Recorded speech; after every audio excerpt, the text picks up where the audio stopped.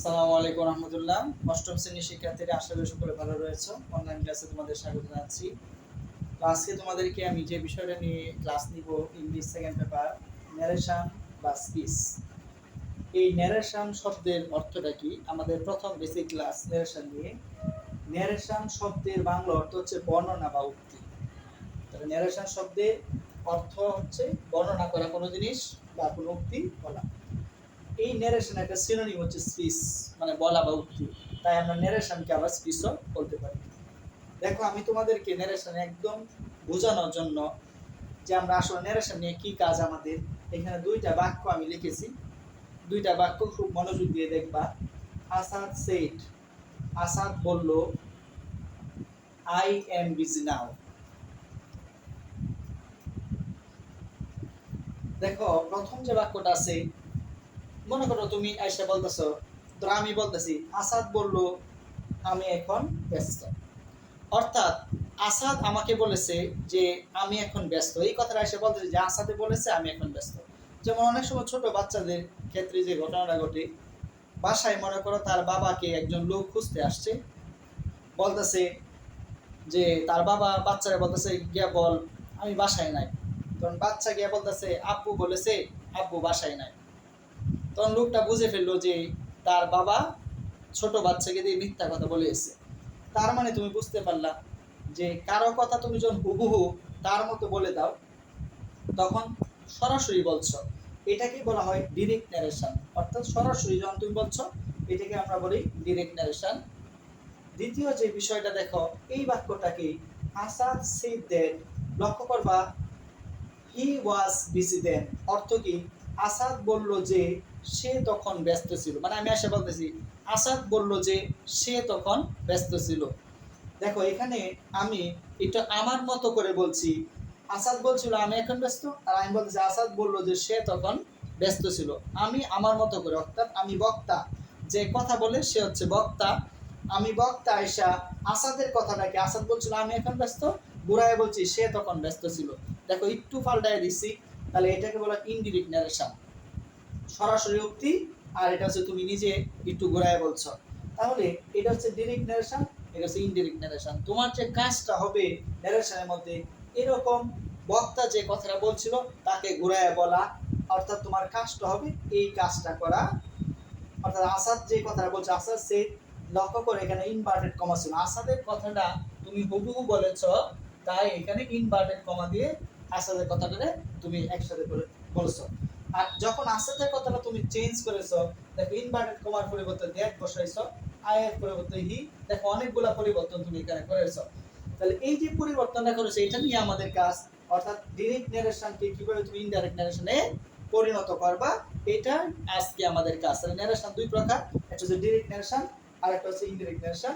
তাহলে এখন এটা নিয়ে আসো, আমরা ক্লাস শিখবো যে কিভাবে ন্যারেশনে পরিবর্তন করবে। দেখো শিক্ষার্থীরা, এই যে তোমার যে পরিবর্তনের আগে তোমাকে জানতে হবে কোন পার্টটার কি নাম। দেখো এখানে যে পার্টটা আছে আসাদ সেড, এটার নাম হচ্ছে রিপোর্টিং ভার্ব। Reporting verb. দেখো আসাদের কথাটা হচ্ছে এতটুকু যে আমি এখন ব্যস্ত। দেখো এই যে কথাটাকে তুমি যুক্ত করেছো দুইটা কমা দিয়ে, এই যে কমাটা তোমার কাছে নতুন দেখে মনে হচ্ছে, এই কমাগুলোর নাম হচ্ছে ইনভার্টেড কমা। ইনভার্টেড কমা। আর এই যে আসাদের যে উক্তিটা ছিল, এই যে আসাদের উক্তিটা, এটার নাম হচ্ছে তোমার কি? Reporting, reported speech. Reported speech. এই কথাটাই প্রথম তোমাকে শিখতে হবে। অর্থাৎ তুমি ন্যারেশনের প্রথমে এই আসাদ সেড, এটা হচ্ছে reporting verb, inverted comma, I am busy নাও, সেটা হচ্ছে রিপোর্টেড স্পিচ। এই কথাগুলো তোমাকে মুখস্থ করতে হবে যে এটা হচ্ছে রিপোর্টিং ভার্ব, এটা হচ্ছে ইনভার্টেড কমা, এটা হচ্ছে রিপোর্টেড স্পিচ। এই কথাটা প্রথম তোমাকে ভালোভাবে মনে রাখতে হবে। দেখো শিক্ষার্থীরা, আমি বোর্ডে তিনটা সেন্টেন্স, তিনটা ন্যারেশন লিখছি, direct narration. Asad said I am busy now, Asad said what are you doing, Rima said to me give me a pen. দেখো আমি এখানে তিনটা সেন্টেন্স, এই যে এখানে তিনটা sentence, I am busy now, what are you doing, give me a pen. এই তিনটা সেন্টেন্স দেখো তিন রকম। আমরা যদি বলি সেন্টেন্স পাঁচ প্রকার, এখানে এটা হচ্ছে অ্যাসার্টিভ সেন্টেন্স, প্রশ্নবোধক চিহ্ন আছে, এটা হচ্ছে তোমার interrogative sentence. Give me a pen, verb দিয়ে শুরু হয়েছে এবং তোমাকে অনুরোধ করতেছে যে আমাকে একটা কি দাও, কলম দাও, তাই এটা হচ্ছে ইম্পারেটিভ সেন্টেন্স।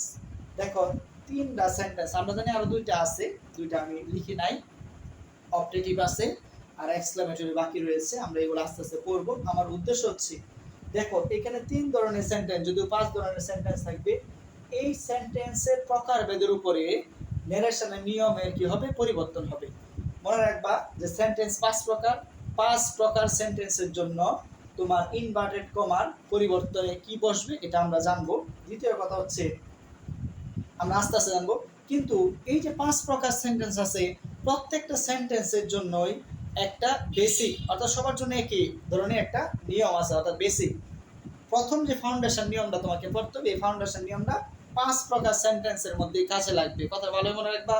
অর্থাৎ তোমাকে যে নিয়মগুলো পড়ানো হবে, বেসিক নিয়ম, যেই নিয়মটা আমি বলবো বেসিক নিয়ম, এই নিয়মটা 5 প্রকার সেন্টেন্সের জন্যই প্রয়োজন পড়বে। তাহলে চলো এখন আসো আমরা যাই, আমরা বেসিক নিয়ম পড়ি, ন্যারেশনের বেসিক নিয়মে আমরা চলে যাব। শিক্ষার্থীরা লক্ষ্য করো, বেসিক নিয়মের মধ্যে আমি প্রথম যে কথাটা লিখেছি, রিপোর্টিং ভার্বটি প্রেজেন্ট টেন্স অথবা প্রেজেন্ট পারফেক্ট টেন্স অথবা ফিউচার টেন্স, সহজ কথায় যদি আমরা বলি প্রেজেন্ট টেন্স বা ফিউচার টেন্সে যদি থাকে, তবে টেন্সের কোনো পরিবর্তন হবে না। টেন্সের পরিবর্তন কেমন এটা আমরা এরপরে আসবো, কেবল পার্সনের পরিবর্তন হবে। আর তোমরা প্রশ্ন করতে পারো স্যার টেন্সের পরিবর্তন আবার কি, পার্সনের পরিবর্তন, এটা পরে আসবে এরপরে। রিপোর্টিং ভার্বটি পাস্ট টেন্সে থাকলে টেন্স এবং পার্সনের পরিবর্তন হবে। তুমি সহজে যেভাবে মনে রাখবা যে রিপোর্টিং ভার্বটি যদি প্রেজেন্ট টেন্স আর ফিউচার টেন্সে থাকে তবে টেন্সের কোনো পরিবর্তন হবে না, তাহলে কার পরিবর্তন হবে, পার্সনের। আর যদি পাস্ট টেন্সে থাকে তাহলে পার্সনের এবং টেন্সের দুইটা পরিবর্তনই হবে। একটু পরে তোমাদেরকে উদাহরণের সাহায্যে আমি জিনিসটা বুঝাবো। তো এর আগে আমরা যে জিনিসটা শিখবো, দেখো এখানে চলে আসছে কার কার পরিবর্তন হবে, টেন্স, কার পরিবর্তন হবে, পার্সন। টেন্সের পরিবর্তন কেমন হবে, পার্সনের পরিবর্তন কেমন হবে, আসলে আগে আমরা এই জিনিসটা জানি, জানার পর আমরা এই বেসিক নিয়মের আলোকে আমরা উদাহরণের মধ্যে চলে যাব। দেখো আমরা পড়েছিলাম যে যদি বেসিক নিয়মের মধ্যে আমরা একটু আগে বললাম যে যদি রিপোর্টিং ভার্বের মধ্যে প্রেজেন্ট অথবা ফিউচার টেন্স থাকে তাহলে টেন্সের পরিবর্তন হবে না, পার্সনের পরিবর্তন। পার্সনের পরিবর্তন কেমন হবে আসো, এটি উদাহরণের সাহায্যে যখন আমি পড়াবো তখন তোমার কাছে আরো সহজ লাগবে। আগে এটা মুখস্থ করতে হবে বুঝে। রিপোর্টের স্পিচে ফার্স্ট পারসন থাকলে সাবজেক্ট অনুসারে, তুমি কিন্তু এইগুলো মনে রাখবা না, রিপোর্টের স্পিচে রিপোর্টিং ভার্বে দেখবে সব একটা উল্টাপাল্টা পেজ বসবে, তুমি শুধু মনে রাখবা ফার্স্ট পারসন থাকলে সাবজেক্ট অনুসারে, সেকেন্ড পারসন থাকলে অবজেক্ট অনুসারে, থার্ড পারসন থাকলে কোনো পরিবর্তন হবে না। ঠিক আছে, তুমি মনে রাখবা শুধু এতটুকু কথা, তুমি এইগুলো মনে রাখবা, রিপোর্টেড স্পিচে ফার্স্ট পারসন থাকলে রিপোর্টিং ভার্বের সাবজেক্ট অনুসারে, এভাবে পড়লে তোমার কিন্তু মনে থাকবে না। তোমাকে আমি যখন উদাহরণ করাবো তোমার সব মনে থাকবে। ফার্স্ট পারসন থাকলে সাবজেক্ট অনুসারে, সেকেন্ড পারসন থাকলে অবজেক্ট অনুসারে, থার্ড পারসন থাকলে কোনো পরিবর্তন হবে না। এখন তোমাকে উদাহরণের সাহায্যে এগুলা বোঝাচ্ছি, উদাহরণ। তাহলে আমরা বেসিক রুলসের যে প্রথম যে জিনিসটা করছিলাম, ফার্স্ট যে তোমার প্রেজেন্ট টেন্স অথবা ফিউচার টেন্সে থাকলে কি হবে না, পরিবর্তন, টেন্সের পরিবর্তন হবে না। এখন আমি তোমাকে শুধু এই জিনিসটা একটু বোঝাবো আর কি। আচ্ছা এখন আসো, দেখো আমি ডিরেক্ট নারেশন একটা লিখলাম, Rana says comma inverted comma I am in. এর মধ্যে তোমাকে একটা কথা বলে রাখি, দেখো রানা সেজ এটার নাম কি, রিপোর্টিং ভার্ব, তোমরা করেছিলাম। দেখো এখানে কি আছে, রানার পরে ভার্বের সাথে এস, তাহলে আমরা জানি এস বি এস এর প্রেজেন্ট ইনডিফিনিট ফর্মে আছে, তাহলে প্রেজেন্ট ফর্মে আছে, প্রেজেন্ট টেন্সে আছে রানা সেজ। তাহলে আমরা পড়েছি রিপোর্টিং ভার্বটা যদি প্রেজেন্ট অথবা ফিউচার টেন্সে থাকে তাহলে কি হবে না, এই যে এই জায়গাটা যে উক্তিটা করেছে রিপোর্টেড স্পিচে, এই রিপোর্টেড স্পিচ মানে যে কথাটা বলেছে বক্তা, যে কথাটা বলেছে এর টেন্সের কোনো পরিবর্তন হবে, শুধু পার্সনের পরিবর্তন হবে। দেখো তাহলে আমরা সমাধান কিভাবে করব, তাহলে এখানে আমরা লিখব রানা সেজ। এখন এই ইনভার্টেড কমা উঠে কি বসবে, আমি তোমাদেরকে বলেছিলাম 5 প্রকার সেন্টেন্স আছে, এর মধ্যে আই এম ইল হচ্ছে তোমার অ্যাসার্টিভ সেন্টেন্স। অ্যাসার্টিভ সেন্টেন্সের সময় ইনভার্টেড কমা উঠে দ্যাট বসে, শুধু এই কথা আপাতত মনে রাখবা, ইনভার্টেড কমা উঠে এই কারণে দ্যাট বসেছে। তাহলে যেহেতু এখানে প্রেজেন্ট টেন্সে আছে তাই এখানে কি হবে না, টেন্সের কোনো পরিবর্তন হবে না। টেন্সের পরিবর্তন কেমন তোমাদেরকে আমি এখন শিখাই না, কারণ এখন আমার কাজে লাগে না। তাহলে কি পরিবর্তন, পারসন। দেখো এটা কি পারসন, আই ফার্স্ট পারসন। তাহলে একটু আগে তোমাদেরকে পড়াইছিলাম ফার্স্ট পারসন থাকলে কার সাথে পরিবর্তন, সাবজেক্ট। তাহলে এর নিজেই তো এই জায়গায় সাবজেক্ট, কিন্তু এই পাশে তোমার এই যে এই জায়গার জন্য আসবে এই জায়গা রিপোর্টিং, এই যে রিপোর্টিং ভার্ব। তাহলে দেখো আমরা যে এই জায়গাটা পরিবর্তন করবো, তাহলে এই যে দেখো এটা কি পারসন, কি পারসন, ফার্স্ট পারসন, কার সাথে পরিবর্তন, সাবজেক্ট। এই যে চলে আসে সাবজেক্টকে রানা, রানা দিয়ে শুরু হয়েছে না। এখন দেখো এখানে বসছিল প্রোনাউন আই, নাউনের পরিবর্তে যা বসে তাকে আমরা বলি প্রোনাউন। তাহলে রানা প্রোনাউন কি, রানা ছেলে, তাই হবে হবে হি। এখন দেখো টেন্সের কোনো পরিবর্তন হবে না, এটা কোন টেন্সে আছে, সিম্পল প্রেজেন্ট টেন্সে আছে। তো আই, যেমন তুমি বলো I am a good student, I am a boy, তাহলে যদি বলো হি ইজ এ বয়, তাহলে হির সাথে ইজ বসে, তাহলে এম না বসে এখানে কি বসবে, ইজ বসবে, আর ইল তো ইল থাকবে। দেখো আমাদের প্রথম ক্লাসটা শেষ, আশা করি বুঝতে পেরেছো। আমরা আরো উদাহরণের সাহায্যে বুঝবো, উদাহরণগুলো বেশি মনে রাখি। দেখো দ্বিতীয় বিষয় হলো Shimu will say she writes a letter. দেখো কোন টেন্স আছে, শ্যাল অথবা উইল ফিউচার টেন্সে। তাহলে আমরা কি করেছিলাম, যদি রিপোর্টিং ভার্বটা যদি ফিউচার টেন্সে থাকে তাহলে কি হবে না, এই যে এই জায়গার টেন্সের কোনো পরিবর্তন হবে না, শুধু পার্সনের পরিবর্তন হবে। তাহলে এখানে আমরা লিখতেছি কি, শিমু উইল সে, তারপরে এটা যেহেতু অ্যাসার্টিভ সেন্টেন্স আছে আমরা পড়েছি, অ্যাসার্টিভ সেন্টেন্সে ইনভার্টেড কমোতে দ্যাট বসবে, তাই লিখলাম দ্যাট। দেখো এখানে কি আছে, শি। তাহলে শিটা কি পারসন, থার্ড পারসন, শিটা কি পারসন, থার্ড পারসন সিঙ্গুলার। তাহলে আমরা পড়েছিলাম থার্ড পারসন থাকলে, একটু আগে বলছো থার্ড পারসন থাকলে কোনো পরিবর্তন হবে না, তাহলে যা ছিল তাই, সি আছে সেই থাকবে। আর এখানে টেন্সেরও কোনো পরিবর্তন হবে না, তাই রাইটস আছে রাইটসই থাকবে, আর আলাটার আলাটারই থাকবে। দেখো কত সহজ সাজেশন করা, তুমি শুধু নিয়মগুলো মনে রাখতে হবে। আসো আমরা আরো এক্সারসাইজ করি। দেখো আমি একটা বাক্য লিখেছি, Rahat has said I have done the work. তাহলে আসো রিপোর্টিং ভার্বটা তুমি লক্ষ্য করো, রাহাতের পরে আছে হ্যাজ, তারপরে সেড। দেখো এটা কোন টেন্স আছে, সাবজেক্টের পরে হ্যাভ অথবা হ্যাজ, বি2 বি3 আছে, সে সেড সে। তাহলে এটা আছে প্রেজেন্ট পারফেক্ট টেন্সে আছে। তাহলে আমরা বলেছি যদি প্রেজেন্ট টেন্স বা ফিউচার টেন্সে শুরু হয় রিপোর্টিং ভার্ব, তাহলে কি হবে না, এই জায়গার টেন্সের কোনো পরিবর্তন হবে না, শুধু পার্সনের পরিবর্তন হবে। তাহলে এখানে যা ছিল আমরা তাই লিখতেছি, রাহাত হ্যাজ সেড, এই ইনভার্টেড কমাতে দ্যাট বসবে যেহেতু এটা অ্যাসার্টিভ সেন্টেন্স। এখন লক্ষ্য করো এটা কি ফার্স্ট পারসন। তাহলে আমরা পড়েছিলাম পারসন পরিবর্তনের সময় ফার্স্ট পারসন হলে কার সাথে পরিবর্তন, এই যে সাবজেক্ট, সাবজেক্ট কি রাহাত দিয়ে শুরু হয়েছিল, রাহাত ছেলের নাম, তার প্রোনাউন হচ্ছে কি হি, তাই আই এর পরিবর্তন হবে হি। এই যে হ্যাভ আছে, বলছে টেন্সের কিন্তু কোনো পরিবর্তন নাই, এটা কোন টেন্স আছে তোমরা লক্ষ্য করো, সাবজেক্টের পরে হ্যাভ, তারপরে কি আছে বি3, এই যে আমি একটু জায়গা রাখলাম বি3। তাহলে আমরা জানি সাবজেক্টের পরে হ্যাভ অথবা হ্যাজ থাকলে এটা প্রেজেন্ট পারফেক্ট টেন্স, যেহেতু টেন্সের কোনো পরিবর্তন নাই তাহলে হির সাথে কি হ্যাভ বসবে না হ্যাজ বসবে, হ্যাজ বসবে, তাই তুমি লিখছো হি হ্যাজ। তারপরে যা ছিল বুবু দেখে দেখে লিখবে ডান দিয়ে। দেখছো কত সহজ। তাহলে টেন্সের যখন কোনো পরিবর্তন নাই, যখন টেন্সের পরিবর্তন নাই তখন শুধু পার্সনের পরিবর্তন করবে, এটা হচ্ছে বেসিক নিয়মের আমাদের প্রথম কাজ। দেখো বেসিক নিয়মে যে এক নাম্বার যে রুলসটা তোমাদেরকে আমি পড়িয়েছি, এটা মোর এক্সারসাইজ হবে, তোমাকে আমি আর অনেকগুলো প্র্যাকটিস, 5টা প্র্যাকটিস করতে দিয়েছি। এই 5টার উত্তর তুমি লিখবা, প্র্যাকটিস করে আমাকে পাঠাইবা, তো আমি এগুলো দেখবো তোমার হয়েছে কিনা। এই 5টা পারলে তোমার কি নিয়মটা মোটামুটি তোমার শেষ হবে। তাহলে টেন্সের পরিবর্তন, আমরা পার্সনের পরিবর্তনটা জানলাম। দেখো বারে মনে রাখতে হবে নিয়মগুলো, যে যদি প্রেজেন্ট টেন্সে থাকে শুরু হয় রিপোর্টিং এ, যে রিপোর্টিং ভার্বটা দেখো শুরু হয়েছে, সহজে মনে রাখবা, এগুলো মনে থাকবে, রিপোর্টিং বা রিপোর্টিং স্পিচ পেজ বাজারে দিবা।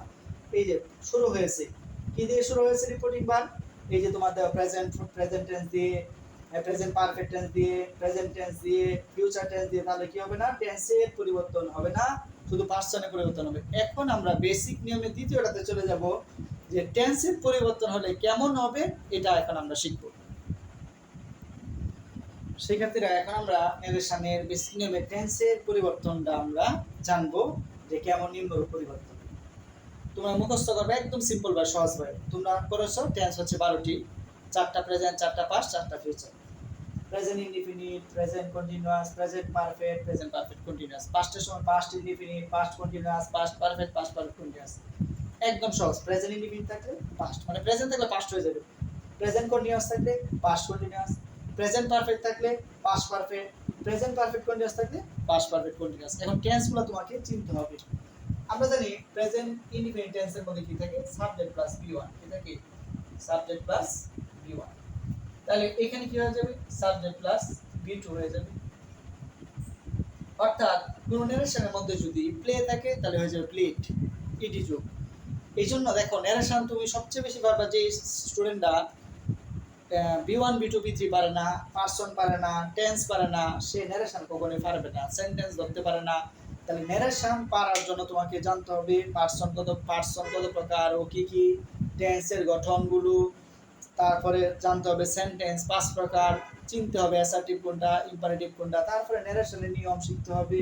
তাহলে তুমি ন্যারেশনে ভালো করতে পারবে। এখন আসলে যাই প্রেজেন্ট কন্টিনিউয়াসের সময় কি থাকে, সাবজেক্টের পরে এম ইজ আর। সাবজেক্টের পরে দেখো আমি মডেল শুধু অক্সিলারি ভার্ব বলেছি, এম থাকে, ইজ থাকে অথবা আর থাকে, আর ভার্বের সাথে কি থাকে, আইএনজি থাকে। যখন তুমি প্রেজেন্ট কন্টিনিউয়াসের পাস্ট কন্টিনিউয়াস বানাইবা, দেখো আমি একটু বোঝানোর জন্য লিখতেছি, যেমন I am going to school, এটা হচ্ছে প্রেজেন্ট কন্টিনিউয়াস টেন্স। তাহলে একে যখন তুমি পাস্ট কন্টিনিউয়াস বানাইবা, দেখো I was going to school, going to school, একটু ভালোভাবে লক্ষ্য করে দেখো কি পরিবর্তন হয়েছে, এখানে ছিল এম আর এখানে ওয়াজ, বাকি সব ঠিক আছে। তার মানে ন্যারেশনের সময় সেম কাজটাই করতে হবে। এম ইজ আর থাকলে জাস্ট শুধু ওয়াজ ওয়্যারটাই বসবে। এই জন্য অনেকে করায় যে এম ইজ আর থাকলে ওয়াজ ওয়্যার লিখে ফেলবা। দেখো প্রেজেন্ট কন্টিনিউয়াস টেন্সের মধ্যে I am going to school ছিল, আর পাস্ট কন্টিনিউয়াস বানাইছো শুধু এম এর জায়গায় ওয়াজ।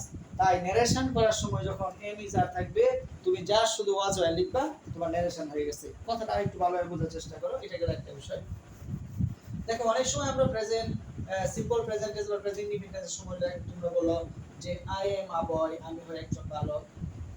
দেখো এম আছে, তার মানে কি তুমি বলতে পারো এটা প্রেজেন্ট কন্টিনিউয়াস? বলতে পারবে না। কেন? এরপরে ভার্বের সাথে আইএনজি নাই, ভার্ব নাই, নিজে ভার্ব বিষয়ে কাজ করতেছে। তাহলে তুমি যদি একে পাস্ট ইনডিফিনিট বানাই দাও, যদি প্রেজেন্ট ইনডিফিনিট পাস্ট ইনডিফিনিট, তাহলে তুমি লিখছো আই ওয়াজ এ বয়, আমি ছিলাম একজন বালক। তাহলে দেখো এম এর জায়গায় জাস্ট কি চলে আসছে, ওয়াজ চলে আসছে। তাহলে দেখো তুমি সহজেই ন্যারেশনের পরিবর্তনের সময় এম ইজ আর থাকলেই ওয়াজ ওয়্যার লিখে ফেলবা। আশা করি বুঝতে পেরেছো। যাক, এটা বোঝানো হচ্ছে আমার উদ্দেশ্য। এখন আসো যাই, দেখো এগুলো কিন্তু খুব মনোযোগ দিয়ে বুঝবা। প্রেজেন্ট পারফেক্ট টেন্সের সময় কি থাকে, সাবজেক্টের পরে হ্যাভ থাকে অথবা কি থাকে, হ্যাজ থাকে। আমি শুধু মেইন পয়েন্টগুলো লিখতেছি যা তোমার ন্যারেশন সময় লাগবে। তাহলে প্রেজেন্ট পারফেক্টের সময় হ্যাভ, আমরা একটা প্রেজেন্ট পারফেক্ট টেন্স লিখি, I have gone to Dhaka. খুব ভালোভাবে বোঝার চেষ্টা করবে, এই কথাগুলো ভালোভাবে বুঝো, তাহলে ন্যারেশনের নিয়ম অনেক সহজ হয়ে যাবে। দেখো আমরা যদি একে পাস্ট পারফেক্ট, দেখো প্রেজেন্ট পারফেক্ট থেকে পাস্ট পারফেক্টে যদি আমরা নিতে চাই, তাহলে পাস্ট পারফেক্ট আমরা একে বানাই। হ্যাভ থাকলে দেখো কি আই হ্যাড, তোমরা করেছো পাস্ট পারফেক্টের সময় সাবজেক্টের পরে কি থাকে, হ্যাড থাকে, এরপরে বি3 থাকে। লক্ষ্য করে দেখো এখানে ছিল হ্যাভ, এখানে হ্যাড, আর কোনো পরিবর্তন নাই। তাহলে ঠিক ন্যারেশন চেঞ্জ করার সময় তুমি হ্যাভ এস থাকলে হ্যাড লিখে ফেলবা। এটা হচ্ছে বুঝার একদম সহজ উপায়। হ্যাভ এস থাকলে তুমি হ্যাড, এম ইজ আর থাকলে ওয়াজ ওয়্যার, হ্যাভ এস আছে হ্যাড লিখে ফেলছো। এখন দেখো তোমাকে আমি দেখাই আরেকটা বিষয়, খুব ভালোভাবে বুঝো। আই হ্যাভ আ পেন, আমার একটা কলম আছে। একে তুমি কিন্তু প্রেজেন্ট পারফেক্ট বলতে পারছো না। কেন? কারণ এরপরে ভার্বের বি3 নাই। তাহলে এটা সিম্পল প্রেজেন্ট টেন্স, আমার আছে। হ্যাভটা অর্থ বোঝাচ্ছে, নিজস্ব। যখন তুমি লিখবা আই হ্যাড আ পেন, তাহলে দেখো এটা হচ্ছে হ্যাভ এর বি2, তাহলে আমরা বলবো এটা সিম্পল প্রেজেন্ট, এটা সিম্পল পাস্ট টেন্স। তাহলে দেখো পরিবর্তনটা কি হয়েছে, হ্যাভ আর এখানে হ্যাড। তাহলে তোমাদেরকে আমি যে কথা বলছি, হ্যাভ এস থাকলে তুমি ন্যারেশন চেঞ্জ করার সময় শুধু হ্যাড লিখবা, তোমার ন্যারেশন কিন্তু কমপ্লিট। এটা কিন্তু সহজ একটা উপায়। প্রেজেন্ট পারফেক্ট কন্টিনিউয়াস টেন্সের গঠন তোমরা জানো, সাবজেক্ট পরে কি থাকে, হ্যাভ বিন অথবা হ্যাজ বিন, হ্যাভ বিন অথবা হ্যাজ বিন। তাহলে পাস্ট পারফেক্ট কন্টিনিউয়াস টেন্সের গঠন তোমরা করছো, সাবজেক্টের পরে হ্যাড বিন থাকে। আমি তোমাদেরকে সহজভাবে বলছিলাম হ্যাভ অথবা হ্যাজ থাকলে কি বসে যায়, হ্যাড বসে যায়। তাহলে হ্যাভ হ্যাজ থাকলে এরপরে হ্যাড, আর বাকি তো ঠিকই থাকবে, হ্যাড বিন অথবা শুধু হ্যাড বিন হবে, কারণ হ্যাড বিন হ্যাজ বিন থাকে, শুধু হ্যাড বিন বসে। এই কথাটা যদি তুমি খালি মনে রাখতে পারো যে এমিজার থাকলে ওয়াজ আর হ্যাভ থাকলে হ্যাড, দেখো আর কিছু লাগতেছে না। তার প্রেজেন্ট ইনডিফিনিট থাকলে পাস্ট ইনডিফিনিট, ঠিক আছে না, বি ওয়ান থাকলে বি টু। এই কথাগুলো তোমাকে মনে রাখলে ন্যারেশনের টেন্স পরিবর্তনের 4টা কাজ তোমার সহজ হয়ে গেছে। এখন আসো আরো 4টি কাজে আমরা যাচ্ছি। দেখো শিক্ষার্থীরা, আমরা যে টেন্সের পরিবর্তন করতেছিলাম, প্রেজেন্ট টেন্স 4টা থাকলে পাস্ট টেন্স 4টা হয়ে যাবে। এখন আসো পাস্ট টেন্স আরো 4 প্রকার আছে। Past indefinite, past continuous, past perfect, past perfect continuous. মনে রাখার সহজ উপায় দেখো, পাস্ট ইনডিফিনিট থাকলে তো তুমি আর ফিউচার ইনডিফিনিট দিতে পারবে না, কারণ এই রুলসে পড়ে না। পাস্ট ইনডিফিনিট থাকলে পাস্ট পারফেক্ট, এই যে পাস্ট ইনডিফিনিট থাকলে পাস্ট পারফেক্ট, পাস্ট কন্টিনিউয়াস থাকলে পাস্ট পারফেক্ট কন্টিনিউয়াস। আর বাকি দুইটার ক্ষেত্রে যা ছিল তাই, পাস্ট পারফেক্ট থাকলে পাস্ট পারফেক্টই, পাস্ট পারফেক্ট কন্টিনিউয়াস থাকলে পাস্ট পারফেক্ট কন্টিনিউয়াস, এগুলো পরিবর্তন হবে না। এই দেখো এই 8টা টেন্সের 8টা পরিবর্তন তুমি দেখেছো, তাহলে এটা হলো টেন্সের 8টি পরিবর্তন। আর এগুলো গঠন অবশ্যই তোমাকে জানতে হবে, পাস্ট ইনডিফিনিটের গঠন কেমন, পাস্ট পারফেক্টের গঠন কেমন, এগুলো কিন্তু টেন্সের গঠনগুলো জানতে হবে। এখন আসলে যাই আরো কিছু পরিবর্তন, এটা মডেল অবজার্ভার। যেমন তোমরা বলবে স্যার তাহলে ফিউচার টেন্সের এটা কোথায় চলে গেছে, স্যার ফিউচার টেন্সের শ্যাল থাকে উইল থাকে, তাহলে কি ফিউচার পারফেক্ট হবে না? এখন এটা নিয়ে হচ্ছে কাজ। দেখো তোমরা জানো ফিউচার ইনডিফিনিট টেন্সের মধ্যে কি থাকে, শ্যাল থাকে, আবার কি থাকে, উইল থাকে। এখন এইগুলো থাকে কেমন করে, এইগুলোর নাম হচ্ছে আবার মডেল অক্সিলারি, ঠিক আছে, এইটা নিয়ে আলাদা ক্লাস রয়েছে। তাহলে দেখো এই পরিবর্তনগুলোর সময় কি হবে, শ্যাল থাকলে শুড হবে, উইল থাকলে উড হবে। আমরা আরো কিছু কথা বলেছি, ক্যান মানে পারি, দেখো ক্যান থাকলে উড হবে, এই কথাগুলো মনে রাখতে হবে, মুখস্থ করবা। তারপরে মে, আমরা অনেক সময় আই মে, তাহলে মে থাকলে মাইট হবে। তারপরে হচ্ছে তোমার মাস্ট থাকলে হ্যাড টু হবে, এগুলো মনে রাখতে হবে অবশ্যই তোমার। দেখো এরপরে গেছে ought to, O U T S T, ought to তোমরা ব্যবহার পাইবা, থাকলে কোনো পরিবর্তন হবে না। এখন আসো কখন পরিবর্তন হয় আমরা দেখি। তাহলে তোমরা বলতে স্যার শুড থাকলে কি হবে, এই যে শুড, শুড থাকলে কোনো পরিবর্তন হবে, যা আছে তাই। উড থাকলে কোনো পরিবর্তন হবে না, যা আছে তাই। কোড থাকলে কোনো পরিবর্তন হবে না, যা আছে তাই। মাইক থাকলে কোনো পরিবর্তন হবে না, যা আছে তাই। দেখো সহজে মনে রাখবে, আমাদের টোটাল টেন্সের পরিবর্তন শেষ। এই কথাগুলো তোমাকে মনে রাখতে হবে যে টেন্সের পরিবর্তনের সময় কেমন হয়, মুখস্থ। তারপরে আমরা এগুলো উদাহরণ পড়বো, আর একটু কাজ বাকি রয়েছে, অর্থাৎ আর কি পরিবর্তন। দেখো শিক্ষার্থীরা, আমরা বেসিক নিয়মের একদম শেষ পর্যায়ে রয়েছি। কিছু শব্দের পরিবর্তন মনে রাখতে হবে। বেসিক নিয়মের মধ্যে তুমি শিখতেছো পার্সনের পরিবর্তন, টেন্সের পরিবর্তন, কিছু শব্দের পরিবর্তন, যা ন্যারেশনে যে কোনো জায়গায় যে কোনো সময় লাগবে। দিস, এই শব্দটা যদি তোমার ডাইরেক্ট ন্যারেশনে থাকে, ইনডাইরেক্ট করার সময় দ্যাট বসবে, এটি সেটি। দিস, এইগুলো, দোষ সেগুলো, তোমার মুখস্থ। দিস থাকলে দোষ বসবে, দাস থাকলে সো, নাও থাকলে দেন হবে, হিয়ার থাকলে দেয়ার, হ্যান্স থাকলে দ্যাটস, কাম যদি থাকে তাহলে হবে গো, টুডে থাকলে দ্যাট ডে, টুডে মানে আগামীকাল, তাহলে এটা থাকলে টুডে থাকলে কি হবে তোমার দ্যাট, সরি টুডে মানে আজ, থাকলে হবে দ্যাট ডে হবে, ঠিক আছে। তারপরে লক্ষ্য করো তোমার আর কি রয়েছে, টুমোরো থাকলে হবে দি নেক্সট ডে, আগামীকাল বলছো, দি নেক্সট ডে মানে পরবর্তী দিন। ইয়েস্টারডে মানে গতকাল, অতীত বোঝাচ্ছে, the previous day. Last night, last অতীত বোঝাচ্ছে, দি প্রিভিয়াস নাইট। যদি থাকে last morning, the previous morning. Last month, the previous month.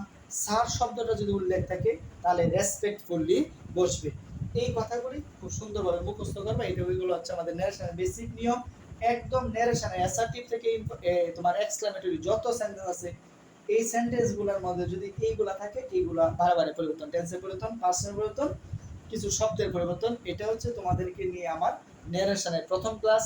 তোমরা প্রথম ক্লাসের প্রত্যেকটা কথা আমি যেভাবে বলেছি সেভাবে তোমরা মুখস্থ করার চেষ্টা করো। দ্বিতীয় ক্লাস থেকে তোমার ন্যারেশন শেখা সহজ হয়ে যাবে ইনশাআল্লাহ। তো সকলে ভালো থাকো, সুস্থ থাকো, আল্লাহ হাফেজ।